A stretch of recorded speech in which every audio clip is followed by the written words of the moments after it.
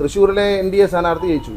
ആരാണ് വോട്ട് മറിച്ച് കൊടുത്തതെന്ന് നിങ്ങൾക്ക് വോട്ട് കണ്ടപ്പോൾ മനസ്സിലായില്ലേ? കഴിഞ്ഞ പാർലമെൻറ്റ് തിരഞ്ഞെടുപ്പിൽ കോൺഗ്രസിനും UDFനും കിട്ടിയ വോട്ട്, അതിൽ 1 ലക്ഷം വോട്ട് NDA സ്ഥാനാർത്ഥിക്ക് അക്കൗണ്ട് തുറക്കാൻ വേണ്ടി കൊടുത്തത് തൃശ്ശൂരത്തെ കോൺഗ്രസ്സുകാരാണ്, UDFകാരാണ്. അവരോടാണ് ചോദ്യം ചോദിക്കുന്നത്. കേരളത്തിൽ ആദ്യം അസംബ്ലി അക്കൗണ്ട് തുടങ്ങിയത് ശ്രീ ശിവൻകുട്ടിയെ വെച്ച് ഞങ്ങൾ ആ അക്കൗണ്ട് പൊളിച്ചു. സുരേഷ് ഗോപിൻ്റെ സഹപ്രവർത്തനം, അദ്ദേഹത്തിന് ജയിച്ചതിലുള്ള സന്തോഷമുണ്ട്, അഭിനന്ദനങ്ങൾ, ജയിച്ചവർക്കെല്ലാം അഭിനന്ദനങ്ങൾ.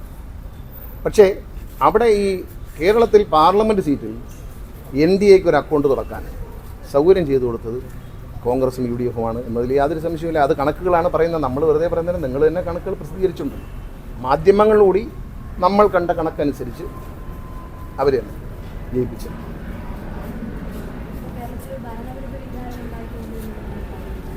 കഴിഞ്ഞ തവണ നമുക്കൊരു സീറ്റ് കിട്ടിയപ്പോഴും ഇത് തന്നെ പറഞ്ഞു. പക്ഷേ പിന്നെ എങ്ങനെ ഭരണവിരുദ്ധ വികാരം തുടർഭരണമായി മാറി?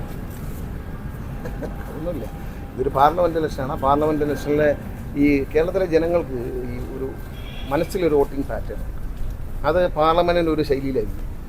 ചിലപ്പോൾ പിന്നെ അസംബ്ലി വരുമ്പോൾ വേറെ ആയിരിക്കും, പഞ്ചായത്ത് ഇലക്ഷനിൽ വേറെ ഒന്നായിരിക്കും.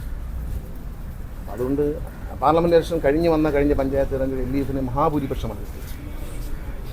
അതുകൊണ്ട് ഇത് ഞാൻ ഇന്ന് രാഷ്ട്രീയം തീരുന്നില്ല, മറിഞ്ഞ് വന്നുകൊണ്ടിരിക്കും. തോൽവി വിജയത്തിൻ്റെ തുടക്കമാണ്. അതുകൊണ്ട് ഒരു കുഴപ്പമില്ല. തോൽവി പഠിക്കും, തിരുത്തും, അടുത്ത വിജയം ഞങ്ങൾ പിടിക്കും. ഒരു സംശയം അക്കാര്യത്തിൽ വേണ്ട. ഇതോടെ അങ്ങ് തീർന്നു എന്നാലും വിചാരിക്കരുത്, അങ്ങനെ തീരില്ല.